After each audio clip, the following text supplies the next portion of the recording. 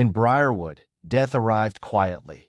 No screams, no blood on the pavement, just neighbors and friends who went to bed feeling fine and never woke up. At first, no one saw the pattern. The victims were different ages, lived in different parts of town, and seemed to have nothing in common. But the truth was waiting, hidden in plain sight, served with a smile, passed across a counter, swallowed without suspicion. And when the pattern finally emerged, the trail led straight to a place everyone trusted and to a man they thought they knew. This is story of Jamal Rivers.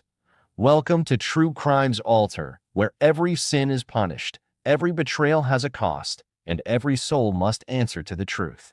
Like, comment, and subscribe, because these are the stories the guilty prayed would stay buried. The fluorescent lights in the county morgue hummed in the quiet as Dr. Elena Brooks turned another page of the report. 3 bodies, 3 different days, 3 different stories, but one identical thread running through them all. She read the toxicology results again, certain there had been a mistake. The numbers were exact, down to the smallest unit. The same rare compound in the bloodstream of each victim, something so uncommon it wasn't even listed in standard medical alerts. She looked to her assistant. "Pull the previous month's files," she said. "All unexplained deaths." Minutes later, 2 more cases sat on her desk. Same compound. 5 deaths in less than 6 weeks, all linked by a chemical no one in town should have been exposed to. Outside, rain pattered softly against the window. In a place like Briarwood, where homicides were nearly unheard of, the chances of this happening by accident were nearly impossible. Dr. Brooks picked up the phone. "Detective Howard, you need to see this. Tonight." Across town, Detective Howard sat in his unmarked car, scanning the drizzle-blurred street when the call came through. He met Dr. Brooks at the morgue within the hour.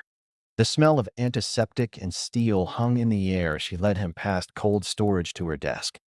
"This," she said, sliding the files toward him. Howard read in silence, his eyes narrowing as the pages turned.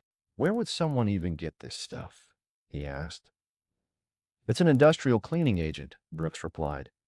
"Restricted use. Found in some commercial kitchens, but not in households." Howard's jaw tightened. "So we're looking at someone with access to that kind of space." She nodded. "And someone careful enough to use it in doses that take time to work. By the time symptoms appear, there's nothing obvious to connect back to the source." That night, Howard drove through Briarwood's main street, his mind scanning through the restaurants, cafes, and diners. It was too soon to narrow it down, but the list wouldn't be long. In one of those buildings, behind one of those smiling faces, someone was serving death by the plate.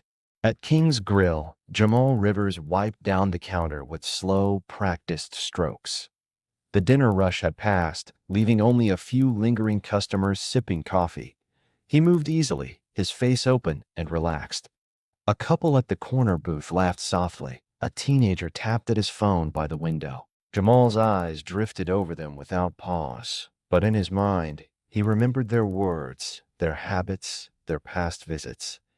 The soft rattle of the kitchen fan filled the air. He checked the clock, counting down the minutes until closing. Somewhere out there, he knew, people were talking. Doctors, police, reporters maybe. But they wouldn't be talking about him. Not yet. And each day without suspicion felt like proof that his hands were invisible. In the early stages, evil doesn't always roar. Sometimes it simply waits, smiling, while the world looks the other way. The next morning, Howard and his partner, Detective Green, began visiting local businesses under the guise of routine safety checks. They spoke to owners, glanced through storage areas, and made casual conversation with staff. When they arrived at King's Grill, the manager greeted them warmly, offering coffee on the house. Jamal worked quietly behind the counter, glancing up only once before returning to his tasks. Green noticed the way he moved, precise, deliberate, as though every gesture had been rehearsed. They asked about suppliers, cleaning schedules, and storage protocols. The answers were quick, confident. Nothing seemed out of place. As they left, Green said, "We'll be back to test samples from all kitchens. Just procedure." Jamal's hands didn't slow, but in his chest, something shifted. He'd expected this day eventually, though he had hoped for more time. That night, he took the long way home, his mind running through the shelves and drawers at the diner. There were things he could hide, but others, supplies, logs, deliveries, were beyond his reach. In darkness, the thought came unbidden. Maybe it was time to stop. But the hunger wasn't gone. Hunger never leaves on its own. 2 days later, a sixth death was reported, an older man found unresponsive at home. The coroner's office called Howard directly, same compound, same slow decline. The list was growing, and the walls were beginning to close. Howard sat at his desk, studying the map of Briarwood, marking the homes of every victim. A cluster began to form, radiating from the center of town. At the middle of that cluster sat King's Grill. Detective Howard leaned back in his chair, tapping the map with the end of his pen. The pins marking each victim's home formed a crooked circle, and right in the center was a bright red mark for King's Grill. It was too neat to be coincidence, but too fragile to accuse without more. "We keep eyes on it," he told Green. "No questions yet. Let them keep thinking we're not looking." Green nodded, jotting a note in his small leather-bound book. "We'll need samples from every surface in that kitchen." Quietly. That afternoon, 2 health inspectors walked into the diner under the cover of routine checks. The manager smiled and let them in, guiding them through the stainless steel counters and humming refrigerators. Jamal stayed at the register, his expression neutral as they scraped swabs along corners and lids. His eyes followed their hands, memorizing each place they touched. The moment they left, he slipped into the kitchen, opening cupboards and checking shelves. Everything looked normal, but the air felt heavier. That night, he didn't sleep. The next morning, Dr. Brooks stood over her workstation as the swabs were processed. One tray came back with a faint but unmistakable result, the same compound found in the victims. It wasn't enough for an arrest, but it was enough to tighten the net. She called Howard. "One of your kitchens is hot," she said. "King's Grill." Howard didn't go in right away. Instead, he set up a rotation of plainclothes officers to sit in the diner at different hours, ordering coffee, keeping watch. They saw how Jamal moved, how he touched certain orders differently, how some customers received extra attention while others got nothing but quick service. Green noted times, faces, patterns. Jamal noticed the regular presence but told himself it was just bad luck. Still, he became more cautious, spacing out the choices, waiting for moments when the diner was busiest and his actions would be hidden in the noise. One rainy evening, a man named Ronald came in alone, ordering a burger and fries. Jamal recognized him instantly. Ronald had once complained loudly enough to send a manager over, accusing Jamal of getting his order wrong twice in a row. Tonight, Jamal decided the list would grow. He moved through the steps methodically, the same way he always did. But as he handed over the tray, he caught Green's reflection in the window, eyes fixed on him. For the first time, his hand shook. When a man grows used to walking the edge, he forgets the wind will change, and one misstep is all it takes to fall.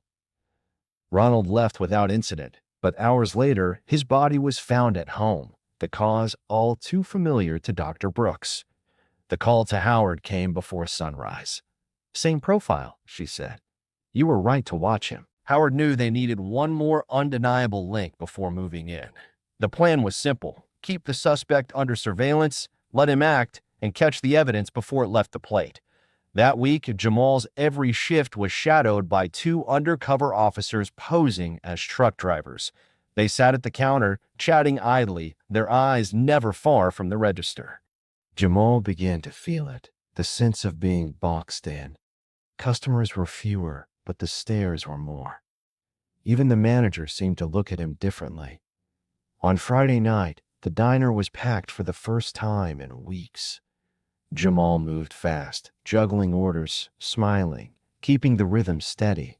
Then, in the middle of the rush, a man at the corner booth snapped his fingers at him, demanding extra sauce. Jamal's jaw tightened. The choice rose in him like a tide, drowning out reason. He reached for the cup, but before he could return it, Green stepped behind the counter. "Need a hand?" The words were casual, but his presence was a warning. Jamal hesitated just long enough for the moment to pass. That night, he walked home in the cold, feeling for the first time that the game might be ending. In the shadows, patience was turning into pursuit and pursuit into capture. The hunter had been marked. By the start of the next week, Detective Howard had everything in motion. Surveillance teams rotated in and out of King's Grill, mixing undercover officers with plainclothes customers.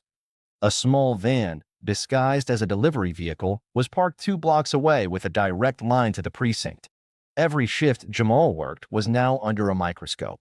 Green was the one to make first contact in the new phase of the plan. He walked in during the lunch rush, ordered a burger, and sat at the counter where he could see straight into the kitchen pass-through. He didn't look at Jamal much, just enough for Jamal to feel it. The order tickets piled up, and Jamal's movements stayed clean, careful. But Green wasn't watching for mistakes in the food. He was watching for moments when Jamal's attention shifted, when his body language changed, when his hands lingered just a fraction too long over a drink or plate. By the end of the shift, Green had 3 such moments noted in his book. The next morning, Howard brought Dr. Brooks into the loop. "We need to catch the act on a plate," he told her. She agreed to fast-track any evidence they brought in, even if it meant working through the night. The trap would be simple: bait a situation where Jamal thought he could act unseen and make sure every step was documented. That Thursday, a staged customer arrived, a man in his 50s playing the role of a difficult regular. He complained about his seat, sent back his drink, and made remarks just loud enough for Jamal to hear. Jamal's eyes hardened, but he kept the smile in place. The undercover officer at the counter watched closely as Jamal remade the drink. The handoff looked casual, but a subtle hand movement was captured on the hidden camera sewn into the officer's shirt. The drink was left untouched, taken straight from the table to the van outside, and within an hour, Dr. Brooks had the results. Same compound, same dosage. It was the break they needed. But Howard didn't move in yet. He wanted the box sealed shut, no cracks for defense lawyers to slip through. Over the next 3 days, they collected 2 more contaminated samples from orders Jamal had prepared. Each one tested positive. Jamal began to sense the shift. The undercover officers weren't trying to hide as well anymore. Green came in twice in the same day, once in uniform, once in plain clothes. The manager avoided long conversations with him, and the kitchen keys were kept in her pocket instead of on the hook. One evening, as Jamal walked home, he noticed the same silver sedan parked at the corner for the 3rd night in a row. The silhouette inside didn't move.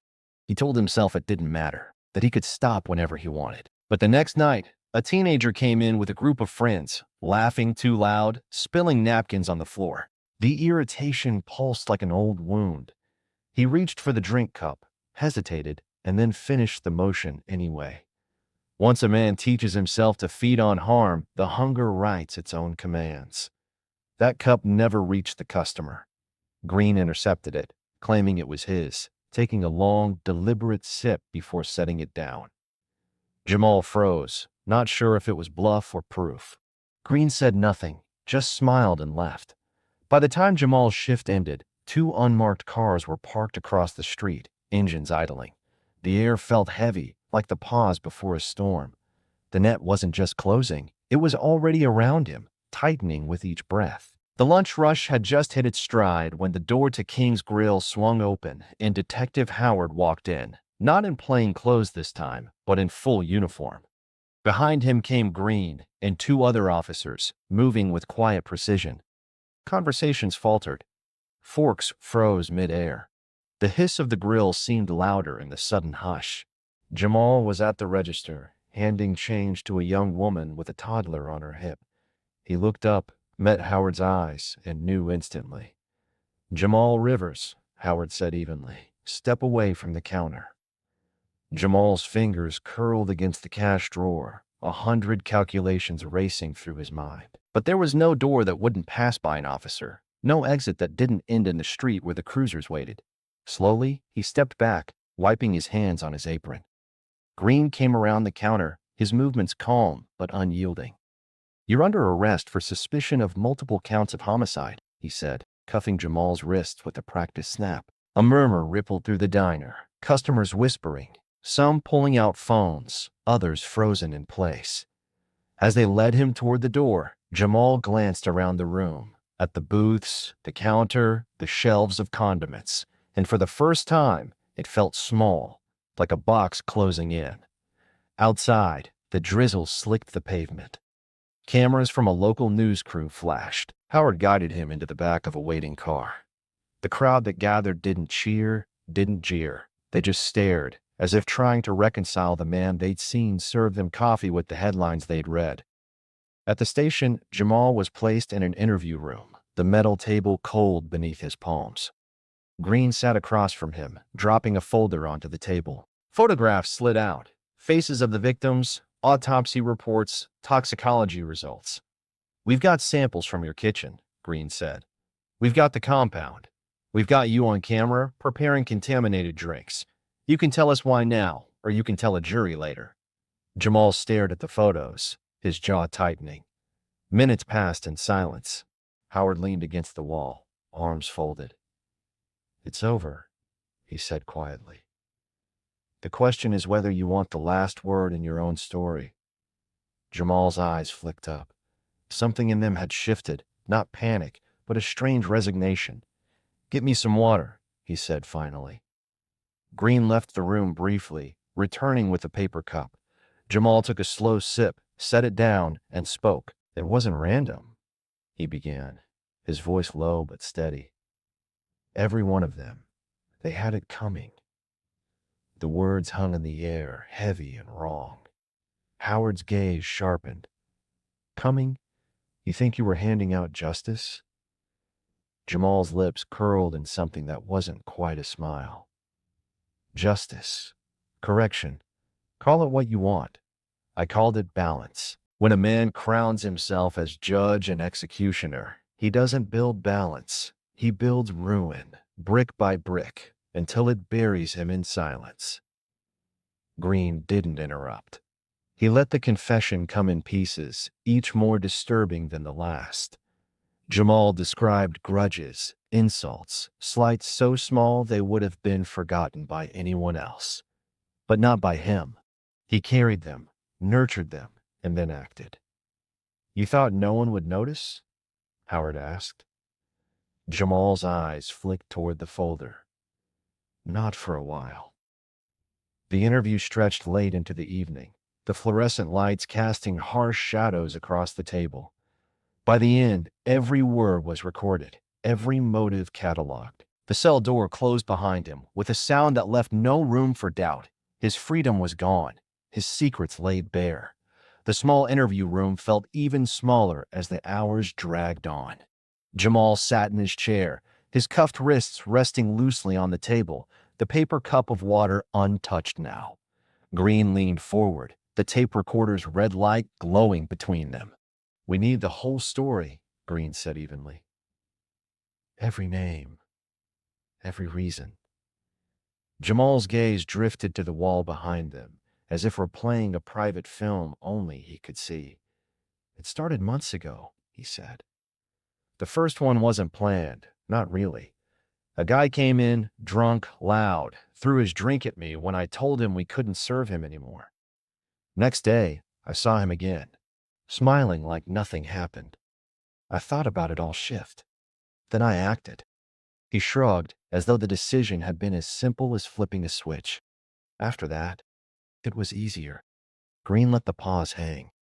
"You're telling me you killed 6 people because they were rude to you?" Jamal's voice sharpened. "Not just rude, disrespectful. Like I was nothing." Howard's jaw tightened, but he kept his tone even. "So you decided they shouldn't get to live? That's your balance?" Jamal smirked faintly. "Someone had to teach them." Green slid a sheet of paper toward him. "Here's what you didn't count on." There was a chart, victim names, dates of death, and a column of identical numbers. "Toxicology," Green said. "Same compound in every victim. It's rare. Restricted. We traced it back to the industrial cleaner you use in the kitchen. The same one you signed for on delivery logs." Jamal's smirk faltered, just for a second. Howard leaned forward. "We swabbed your prep station. Traces of the compound were there, right where you work. And we've got video of you slipping something into a drink. 3 times. For the first time, the calm began to crack. Jamal's fingers twitched against the table. You think anyone's going to care why I did it? Howard continued. But all they'll see is a man who poisoned strangers because he felt small. That's it. Jamal looked down, the silence stretching. They weren't strangers to me, he muttered. I remembered every face, every word. I gave them time to walk away from who they were. They didn't take it. In truth, the poison in his hands had first taken root in his heart, years before the first victim ever walked into the diner. And left unchecked, a poisoned heart will spill into everything it touches. Green asked about the last 2 victims, an elderly woman and a man named Ronald. Jamal hesitated, then admitted they'd done nothing personal to him. By then, he said, it wasn't about the reasons. It was about keeping the feeling. That Howard knew would be the nail in the coffin. The jury wouldn't see a man righting personal wrongs. They'd see a predator feeding a habit. As the interview wound down, Dr. Brooks stepped into the room, a folder under her arm. She placed it in front of Jamal without a word. Inside were photographs of the victims' families, children, spouses, siblings, at the morgue, at funerals, at vigils. Jamal didn't look away, but his eyes narrowed. You wanted balance, she said softly. This is what you made. He closed the folder. The weight of what he'd done didn't soften his expression. It just seemed to settle over him like a final coat of paint, sealing who he had become. Green switched off the recorder. The confession was complete, the evidence unshakable. Outside the room, the station buzzed with quiet efficiency. A cell was ready. The paperwork would be signed within the hour. Jamal Rivers' last walk as a free man would be down a hallway lined with locked doors. The courtroom was silent when the bailiff called Jamal Rivers to stand. Weeks had passed since his arrest, and the trial had moved with swift precision. The prosecution laid out every toxicology report, every contaminated sample, every delivery log signed in his name. The defense tried to paint him as a man pushed too far by disrespect and hardship, but the jury saw something colder, calculated acts repeated again and again without remorse. Family members of the victims filled the first 2 rows, clutching photographs, some with tears streaming quietly, others with eyes fixed on him in unblinking judgment. Jamal kept his head high, but the absence of his once constant smirk made him look smaller, as if the walls of his own making had finally pressed in. When the verdict was read, guilty on all counts of first-degree murder, no sound came from him. The sentencing followed swiftly, life in prison without the possibility of parole. A sentence not just of confinement, but of fading, one day at a time, behind bars. Outside, cameras waited. Reporters repeated the details, how a friendly fast food worker had been revealed as a serial poisoner, how a medical examiner's sharp eye had broken the case wide open, how the town of Briarwood now looked at every familiar face a little differently. Detective Howard stood at the podium, Green at his side. This case, Howard said, is proof that evil can hide in plain sight. But it's also proof that patient, thorough work can bring justice. In his cell, Jamal sat on the narrow bed, staring at the blank wall. The sounds of the prison drifted through the bars. Shouts, footsteps, the clang of metal doors. For the first time in months, there was no plan forming in his head, no next move to consider. Just the knowledge that every path he had walked had led him here. And when a man spends his life believing harm will balance his scales, he will find that the weight only grows heavier until it crushes everything. In Briarwood, the families began to mourn in earnest, free from the shadow of the unknown. Dr. Brooks returned to her work, knowing her vigilance had saved future lives. Howard and Green closed the file, but not the memory. It would follow them, a reminder that some killers don't announce themselves with rage, but with a smile. Let this story stand as a warning. When hurt turns to hate and hate turns to action, there is always a choice to stop. If you find yourself in the shadow of anger or thoughts of revenge, step into the light, speak to someone, seek help, turn to those who can guide you before you cross a line you can never return from. Violence will never heal the wound, it will only spread it. This has been True Crimes Alter. Share your thoughts in the comments. Tell us where you're watching from and subscribe for weekly true crime episodes. Your voice matters here, and so does your story.